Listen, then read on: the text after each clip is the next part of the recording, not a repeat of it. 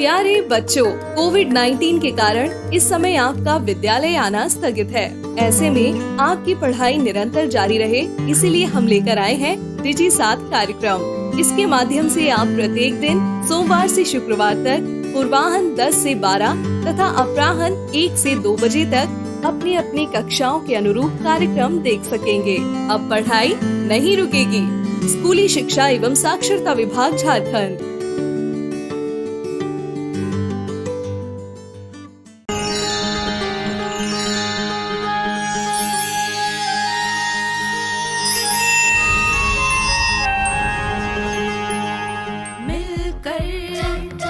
नई दुनिया मिलकर बनाए हम नई दुनिया, मिलकर जीत ले हम सारी दुनिया। बीच हमें आज बोने दो, रोज उसे थोड़ा बढ़ने दो। छू लेंगे आकाश हम, मन के विचार हकीकत बने। सिद्धि फल से आनंद देंगे, कोशिश कर बढ़े, सोच बुलंद करे।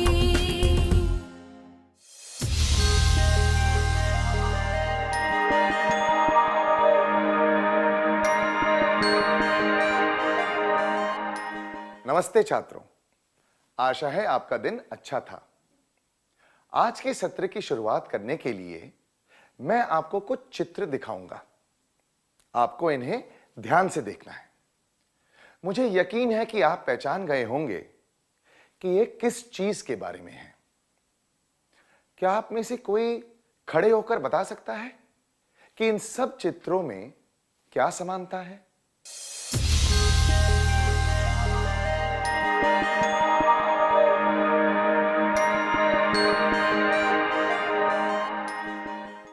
सही कहा। हम एक गंभीर समस्या के बारे में बात कर रहे हैं जो हर जगह पाई जाती है।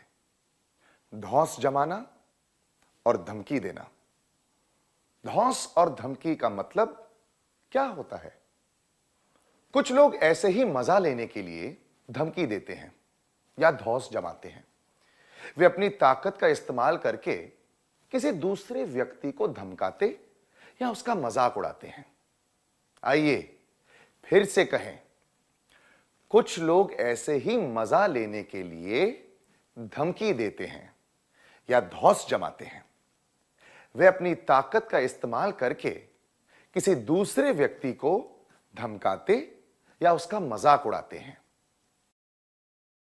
उदाहरण के लिए मान लीजिए कि एक व्यक्ति हकलाता है, तो धौंस जमाने वाले व्यक्ति को उसकी नकल करके उसका मजाक उड़ाने में मजा आता है। क्या हम एक और उदाहरण देखें? कल्पना कीजिए कि 5वीं कक्षा के कुछ छात्र स्कूल के मैदान में फुटबॉल खेलने जाते हैं।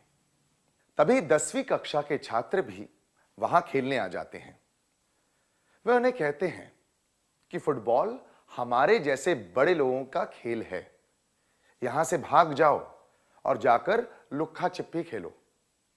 धौंस या धमकी केवल दो लोगों के बीच नहीं होती, दो समूहों के बीच भी हो सकती है। कभी कभी एक समूह किसी व्यक्ति को धमका सकता है या फिर इसका उल्टा भी हो सकता है। हम सब ने कभी ना कभी धौंस या धमकी का सामना किया होगा, है ना? शायद हमने कभी किसी और को धमकाया भी होगा, है कि नहीं? आइए धौंस और धमकी के बारे में कुछ और जानने की कोशिश करें। क्या हाल ही में किसी ने आपको धमकाया या आप पर धौंस जमाई है? क्या आप इस अनुभव के बारे में अपने मित्र को बता सकते हैं? आपको यह बताना है कि आपके साथ क्या हुआ था।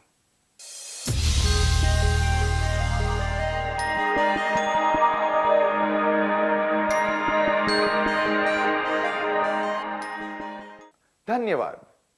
धौंस और धमकी बोलकर दी जा सकती है और कुछ करके भी। अगर केवल बोलकर धौंस जमाई जाए या धमकी दी जाए तो वह शाब्दिक होती है, पर जब कुछ करके धमकी दी जाए तो वह शारीरिक धमकी कहलाती है। शाब्दिक धौंस और धमकी यह भावनाओं को ठेस पहुंचाती है। इसके कुछ उदाहरण हैं। कोई नाम लेकर चिढ़ाना, अपमान करना, मजाक उड़ाना, बदनाम करना, अफवाह फैलाना, धमकी देना।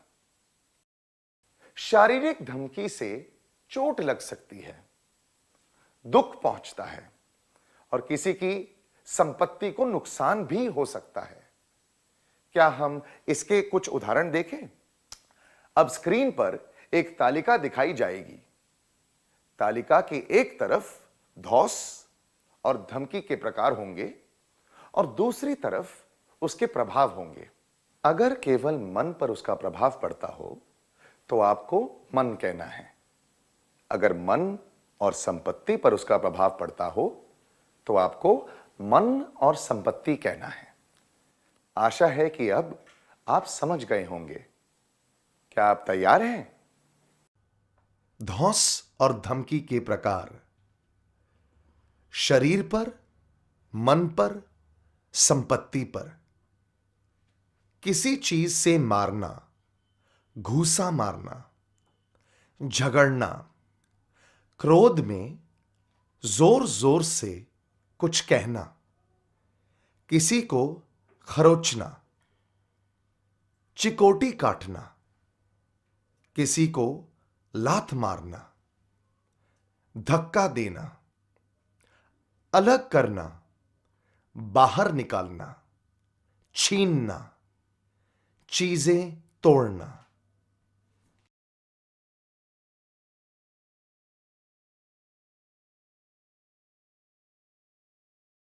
बहुत बढ़िया छात्रों। तो हमने ये जाना कि धमकी और धौंस से शारीरिक, मानसिक और शाब्दिक रूप से कष्ट पहुंचता है।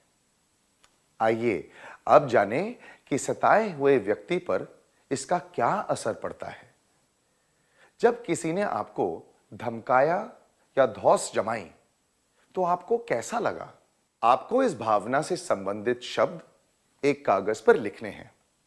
उदाहरण के लिए, अगर किसी ने आपको धमकाया और आपको उससे डर लगा तो आपको डर लिखना है।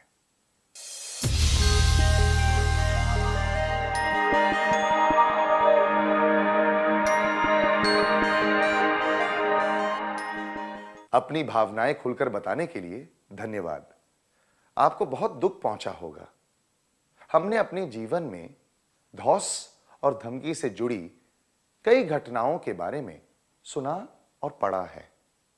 धौंस और धमकी से सताए हुए व्यक्ति पर बहुत असर पड़ता है। आइए इसके बारे में और जानें। सताए हुए व्यक्ति पर किस तरह का असर पड़ता है?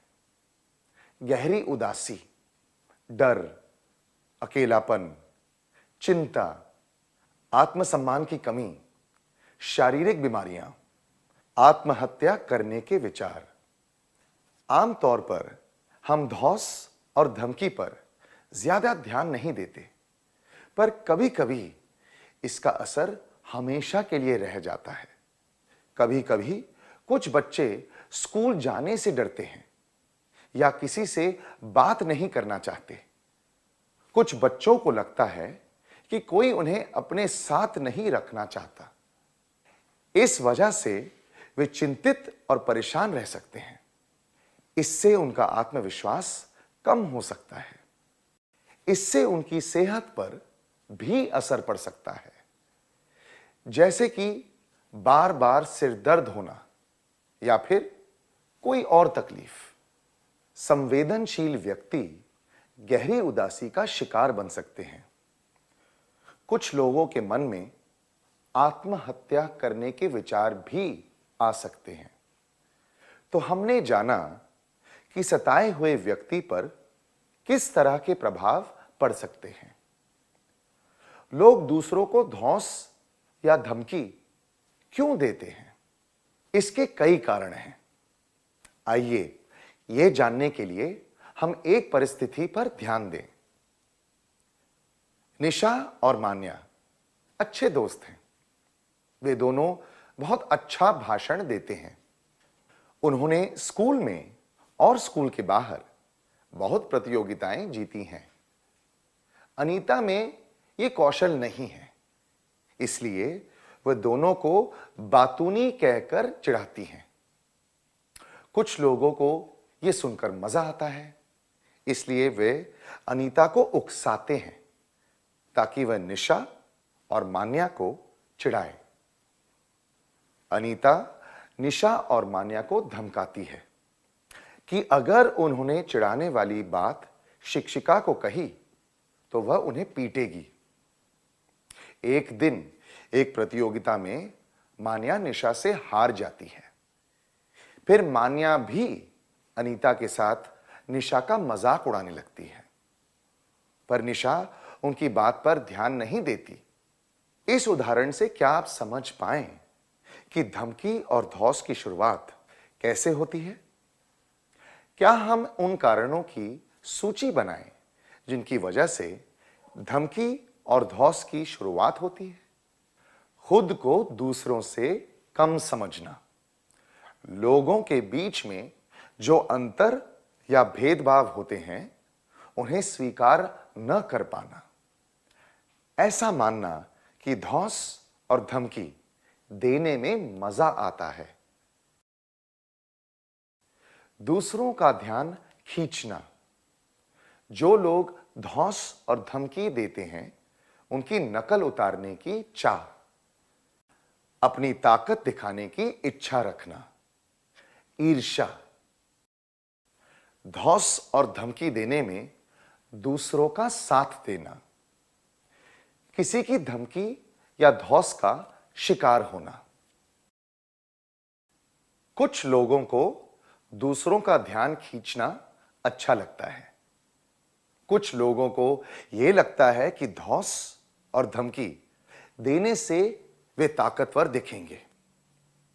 कुछ लोग सोचते हैं कि इससे वे लोगों के बीच मशहूर हो जाएंगे। कभी-कभी ईर्ष्या की वजह से भी लोग ऐसा करते हैं।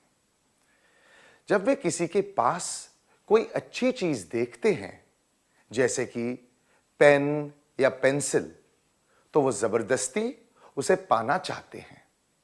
कभी कोई कमजोर व्यक्ति मिल जाए तो अपनी ताकत दिखाने के लिए लोग उसे दूसरों से अलग करने की कोशिश करते हैं। किसी व्यक्ति के तौर तरीके औरों से अलग हों तो कुछ लोगों को उसे चिढ़ाने में मजा आता है। कुछ लोग बदला लेने के लिए दूसरों को बदनाम करते हैं और उनके बारे में उल्टी सीधी बातें कहते हैं। कुछ लोगों के परिवार में कोई हिंसा हुई हो या उनका बचपन दुखी रहा हो तो उस वजह से भी लोग ऐसा करते हैं। कुछ लोग ऐसे भी होते हैं जिन्हें ऐसा करने में आनंद आता है, पर ज्यादातर लोग ऐसे ही मजा लेने के लिए धौंस और धमकी वाले काम करते हैं। वे ये नहीं जानते कि ऐसा करने से किसी पर हमेशा के लिए बुरा असर पड़ सकता है। आइए अब हम धौंस और धमकी के प्रभाव को समझने के लिए एक कार्यकलाप करें। अब मन में उन घटनाओं के बारे में सोचिए जब आपने किसी को धमकी या धौंस से परेशान किया था। क्या आप इसके बारे में अपने दोस्तों को बता सकते हैं? जो लोग ये बात दूसरों को नहीं बताना चाहते, वे कुछ मिनटों के लिए इसके बारे में मन में सोच सकते हैं।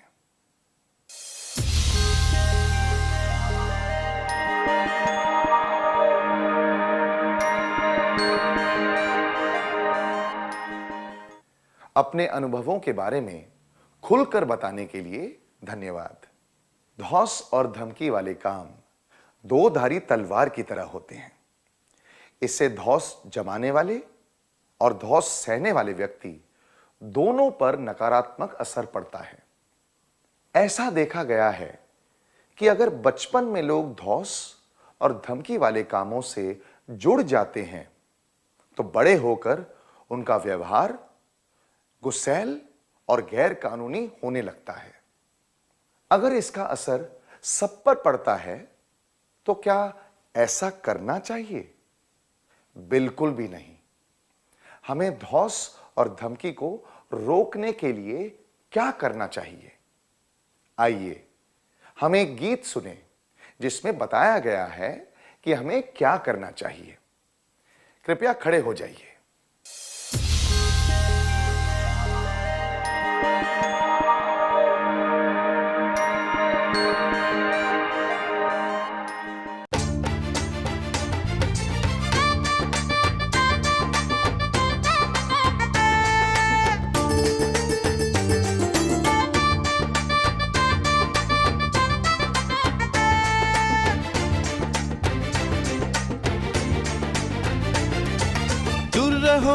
दूर रहो, असभ्यता से दूर रहो, अंकुर से उखेड़ो उसको, अंकुर से उखेड़ दो। दूर रहो, असभ्यता से दूर रहो, अंकुर से उखेड़ो उसको, अंकुर से उखेड़ दो।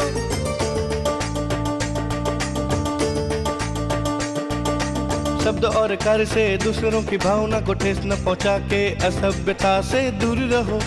शब्द और कार्य से दूसरों की भावना को ठेस न पहुंचा के असभ्यता से दूर रहो। दूर रहो, असभ्यता से दूर रहो, अंकुर से उखेड़ो उसको, अंकुर से उखेड़ दो।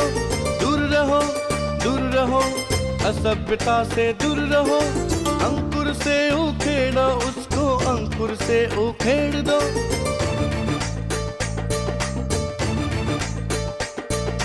बात करके, विनती करके, आदर करके असभ्यता से दूर रहो। बात करके, विनती करके, आदर करके असभ्यता से दूर रहो। दूर रहो, असभ्यता से दूर रहो, अंकुर से उखेड़ो उसको, अंकुर से उखेड़ दो। दूर रहो, असभ्यता से दूर रहो, अंकुर से उखेड़ो उसको, अंकुर से उखेड़ दो।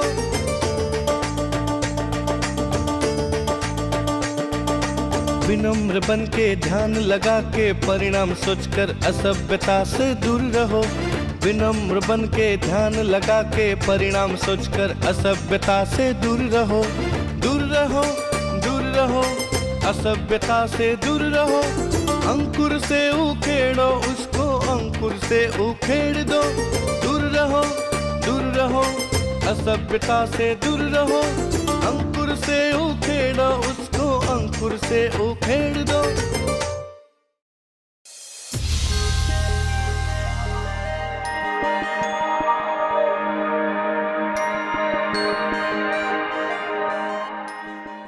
धन्यवाद। इस गीत से हमें क्या संदेश मिलता है? आइए जानें। हमें ऐसा कुछ भी कहना या करना नहीं चाहिए जिससे दूसरों को दुख पहुंचे। अगर हमें कोई हरकत पसंद ना हो तो हमें वो हरकत दूसरों के साथ भी नहीं करनी चाहिए। अपने गुस्से पर काबू रखना चाहिए। धौंस और धमकी वाली भावनाओं को शुरू होने से पहले ही रोक देना चाहिए। पर दूसरे लोग ऐसे काम करते रहें तो हमें क्या करना चाहिए? आइए इसके बारे में जानें। क्या सारी उंगलियां एक बराबर होती हैं? नहीं ना? ये तो स्वाभाविक है। हम भी किसी और व्यक्ति जैसे नहीं हो सकते, हमारे करीबी दोस्तों के जैसे भी नहीं। जो लोग धौंस और धमकी देते हैं वे ऐसी छोटी छोटी बातों का पहाड़ बना देते हैं। हर व्यक्ति के शौक, रंग रूप और आदतें अलग होते हैं, इसलिए किसी का भी मजाक नहीं उड़ाना चाहिए। जो लोग ऐसा करते हैं उनके साथ कैसे निपटना चाहिए? आइए इसके बारे में जानें। कुछ लोग आपका और आपके कपड़ों का मजाक उड़ाते हैं। आप क्या करेंगे? वहां से भाग जाएंगे और छिप जाएंगे या फिर उनकी बातों पर ध्यान नहीं देंगे? मैं वहां से भागकर छिप जाऊंगा या जाऊंगी? मैं उस व्यक्ति पर और उसके व्यवहार पर ध्यान नहीं दूंगा या दूंगी।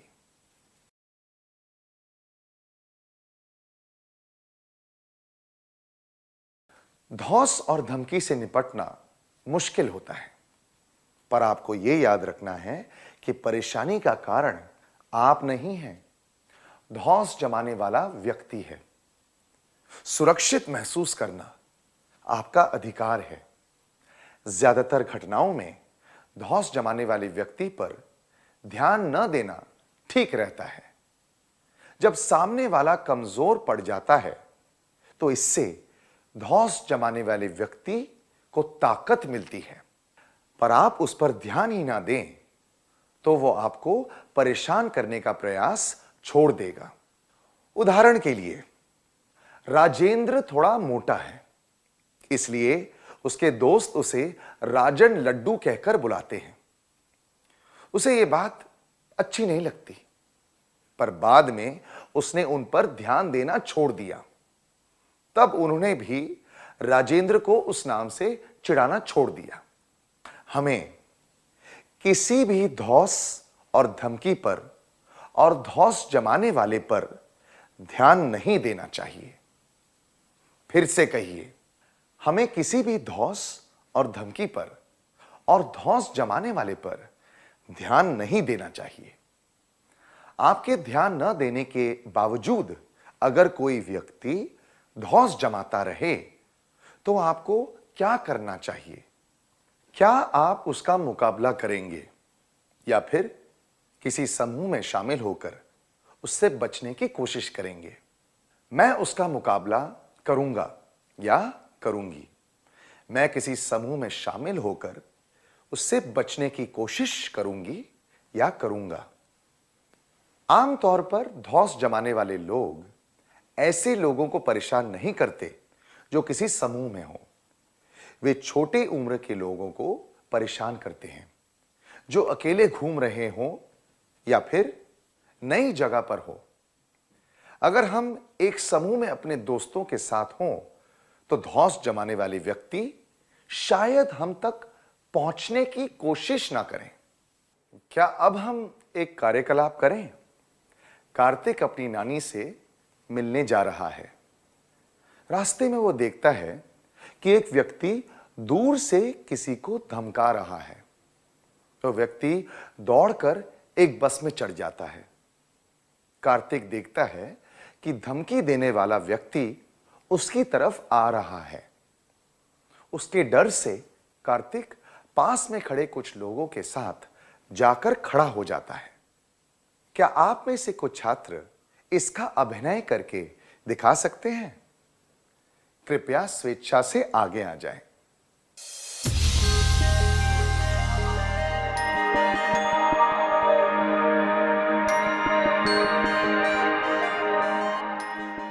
बहुत बढ़िया किया, धन्यवाद। ध्यान न देने के बावजूद अगर कोई आपको परेशान करना चाहे तो वहां से बच के निकल जाना चाहिए। धौंस और धमकी देने वाले से बचने के लिए उस पर और उसकी धमकियों पर ध्यान न देते हुए वहां से चले जाना चाहिए। फिर से कहिए, धौंस और धमकी देने वाले से बचने के लिए उस पर और उसकी धमकियों पर ध्यान न देते हुए वहां से चले जाना चाहिए। आपकी क्लास का एक छात्र आपको चिढ़ाता रहता है। आप उस पर ध्यान नहीं देते, पर वो फिर भी ऐसा करता है। आप क्या करेंगे?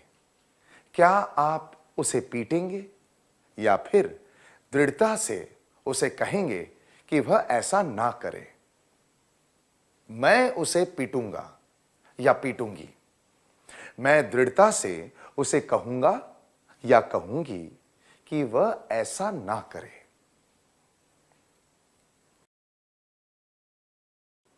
कई लोग अपनी कमियों को छिपाने के लिए कठोर और ताकतवर दिखने की कोशिश करते हैं। अगर हम उनके साथ दृढ़ता से बात करें तो वे हमें परेशान नहीं कर पाएंगे। आइए ये समझने के लिए एक उदाहरण देखते हैं। जब बलदेव स्कूल के मैदान में खेलने जाता है तो करीम उसे चिढ़ाता है, पर बलदेव उस पर ध्यान नहीं देता। एक दिन बलदेव सोच लेता है कि वह करीम का सामना करेगा।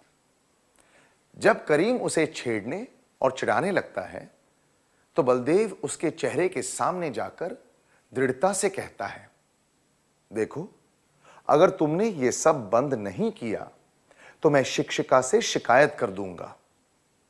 बलदेव की गंभीर आवाज सुनकर वो चुपचाप वहां से चला जाता है।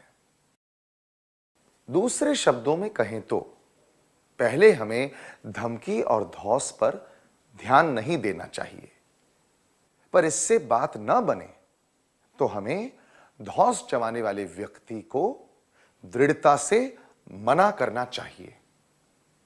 धौंस जमाने वाले व्यक्ति से निपटने के लिए हमें उसके साथ दृढ़ता से पेश आना चाहिए। फिर से कहिए, धौंस जमाने वाले व्यक्ति से निपटने के लिए हमें उसके साथ दृढ़ता से पेश आना चाहिए। मान लीजिए कि बड़ी कक्षा में पढ़ने वाला कोई छात्र आपका खाना या आपकी चीजें छीन रहा है। आप उसकी बातों पर ध्यान ना दें, उसके साथ दृढ़ता से बात करें, फिर भी वो आपको परेशान करे, तो आप क्या करेंगे? क्या आप किसी और बड़े छात्र को बुलाकर उसे धमकाएंगे या फिर किसी समझदार और विश्वसनीय व्यक्ति से मदद लेंगे? मैं किसी और बड़े छात्र को बुलाकर उसे धमकाऊंगा या धमकाऊंगी। मैं किसी समझदार और विश्वसनीय व्यक्ति जैसे कि शिक्षक, माता-पिता की मदद लूंगा या लूंगी।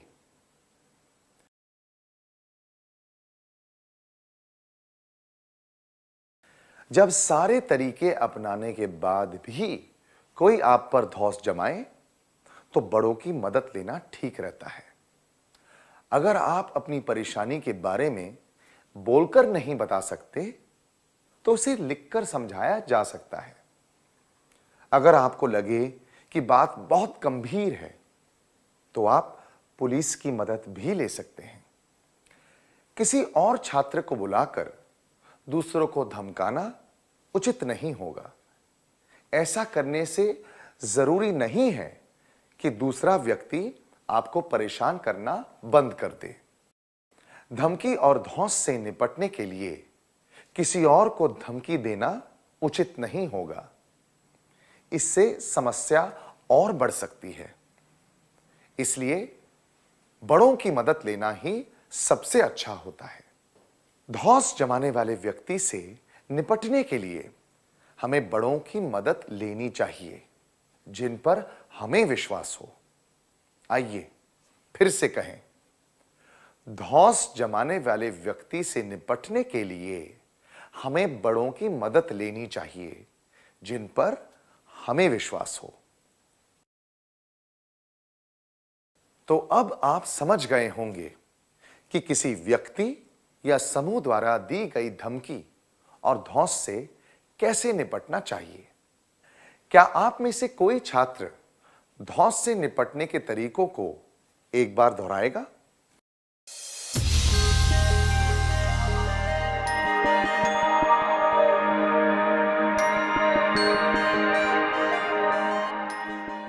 धौंस जमाने वाले व्यक्ति और धमकी व धौंस से निपटने के लिए धौंस जमाने वाले व्यक्ति पर ध्यान ना दें, धौंस जमाने वाले व्यक्ति से दूर रहें, अपनी बात दृढ़ता से कहें।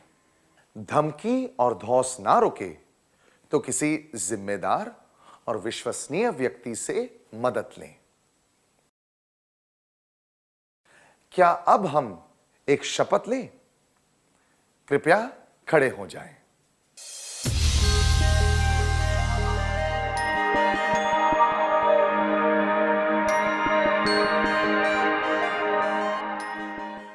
कृपया खड़े हो जाएं। सीधे खड़े हो जाओ, सामने देखिए, अपना सीधा हाथ छाती पर रखिए। अब मैं शपथ पढ़ूंगा या पढ़ूंगी, कृपया तेज और स्पष्ट आवाज में मेरे बाद दोहराइए। आप तैयार हैं? सभी छात्र मेरे मित्र हैं। सुरक्षित महसूस करना सबका अधिकार है, इसलिए हम कभी भी किसी को नहीं धमकाएंगे, ना ही किसी पर धौंस जमाएंगे। अगर कोई हमें धमकाए या हम किसी और को धमकी या धौंस का शिकार बनते देखें, तो हम दृढ़ता से उसे रोकेंगे। अगर इससे परेशानी दूर ना हो, तो हम किसी विश्वसनीय व्यक्ति की मदद लेंगे।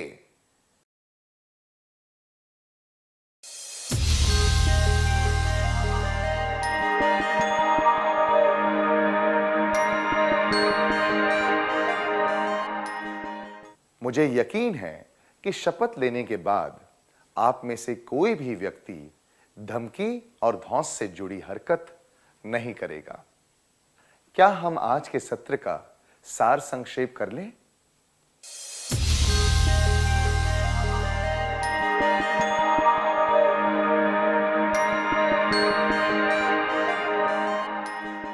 कुछ लोग ऐसे ही मजा लेने के लिए धमकी देते हैं या धौंस जमाते हैं। वे अपनी ताकत का इस्तेमाल करके किसी दूसरे व्यक्ति को धमकाते या उसका मजाक उड़ाते हैं। धमकी और धौंस शाब्दिक या शारीरिक हो सकते हैं। इनसे शरीर, मन और संपत्ति को हानि पहुंचती है। धौंस जमाने वाले व्यक्ति लोगों का ध्यान खींचना चाहते हैं। कुछ लोग अपनी कमियों को छिपाने के लिए आक्रामक व्यवहार करते हैं। धौंस और धमकी वाले काम दो धारी तलवार की तरह होते हैं। इसमें धौंस जमाने वाले और धौंस सहने वाले दोनों व्यक्तियों पर नकारात्मक असर पड़ता है। समानुभूति और मैत्रीपूर्ण वार्तालाप द्वारा धमकी और धौंस को दूर रखा जा सकता है। धमकी और धौंस से निपटने के कुछ आसान तरीके हैं। ध्यान न देना, दूर रहना, दृढ़ता से बात करना और विश्वसनीय लोगों की मदद लेना। बहुत अच्छी तरह सार संक्षेप किया। क्या अब हम कुछ गृह कार्य लिख लें ताकि हमें ये बातें अच्छी तरह याद रहें?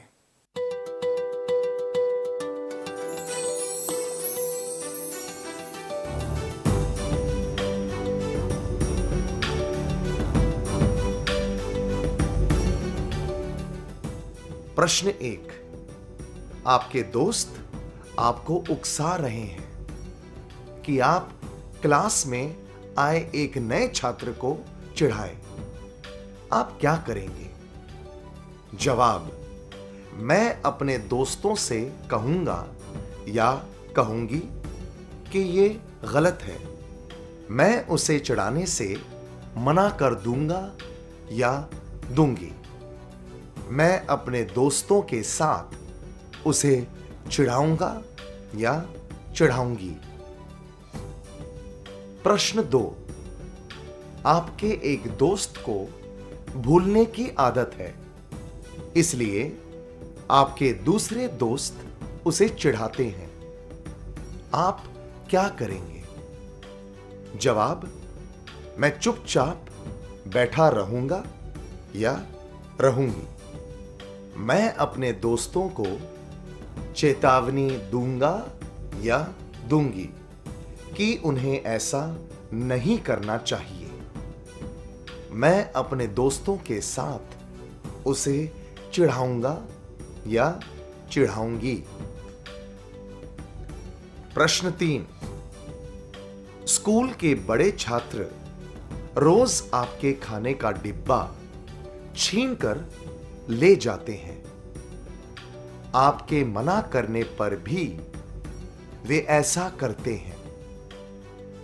आप उन्हें क्या कहेंगे? जवाब, मैं जोर से रोऊंगा या रोऊंगी। मैं उन्हें देखकर भाग जाऊंगा या जाऊंगी। मैं इसके बारे में शिक्षक को बताऊंगी और उनकी मदद लूंगा या लूंगी।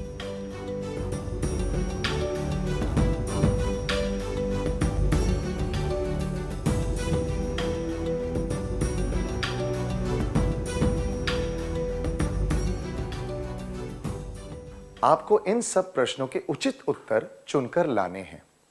अगली क्लास में हम इनके बारे में चर्चा करेंगे, ठीक है? क्या हम सत्र समाप्त करने से पहले आज का गीत फिर से गाएं? कृपया खड़े हो जाइए।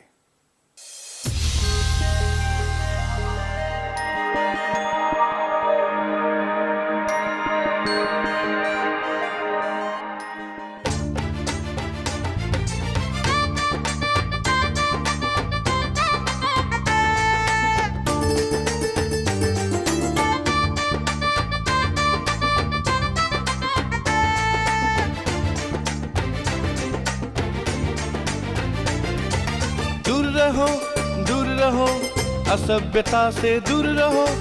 अंकुर से उखेड़ो उसको, अंकुर से उखेड़ दो। दूर रहो, असभ्यता से दूर रहो।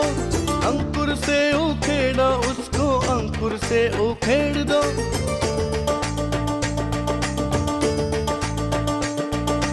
शब्द और कार्य से दूसरों की भावना को ठेस न पहुंचा के असभ्यता से दूर रहो। शब्द और कार्य से दूसरों की भावना को ठेस न पहुंचा के असभ्यता से दूर रहो। दूर रहो, असभ्यता से दूर रहो। अंकुर से उखेड़ो उसको, अंकुर से उखेड़ दो। दूर रहो, असभ्यता से दूर रहो। अंकुर से उखेड़ो उसको, अंकुर से उखेड़ दो।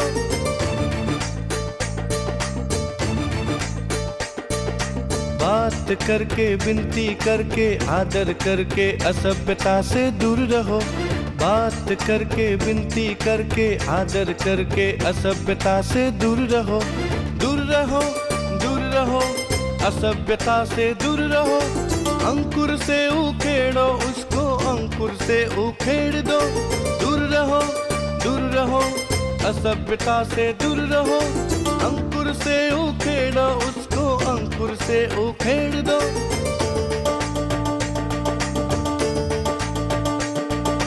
विनम्र बन के ध्यान लगा के परिणाम सोचकर असभ्यता से दूर रहो। विनम्र बन के ध्यान लगा के परिणाम सोचकर असभ्यता से दूर रहो। दूर रहो, असभ्यता से दूर रहो। अंकुर से उखेड़ो उसको, अंकुर से उखेड़ दो। दूर रहो, असभ्यता से दूर रहो। अंकुर से उखेड़ो उसको, अंकुर से उखेड़ दो।